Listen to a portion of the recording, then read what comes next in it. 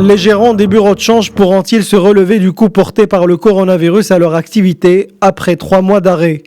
Si les hôtels et les restaurants rouvrent progressivement, l'État a estimé que la reprise n'est pas encore d'actualité pour les cambistes.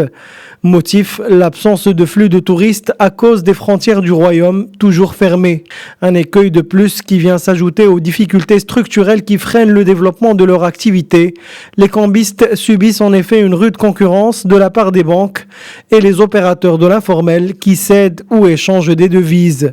Autre contrainte qui se greffe à leur activité, la marge au profit des bureaux de change est très minime, 0,2% face à une marge variant entre 1 et 3,4% pour les autres opérateurs. Les bureaux de change soulèvent une autre injustice amplifiée par la pandémie, une asymétrie dans les rapports banque-bureau de change. Si les premières peuvent conserver sans limite les devises collectées pour les revendre à leur convenance, les bureaux de change doivent céder dans les 24 heures leur excédent au-delà de 500 000 dirhams aux banques. Les professionnels de ce secteur fortement liés au tourisme restent optimistes en tout cas, surtout après la promesse de l'Office d'échange d'écouter leurs revendications. Rappelons que plus de 1000 points de vente canalisent chaque année 50 milliards de dirhams en devises, soit 80% des billets de banque captés par le Royaume ou 20% des réserves en devises.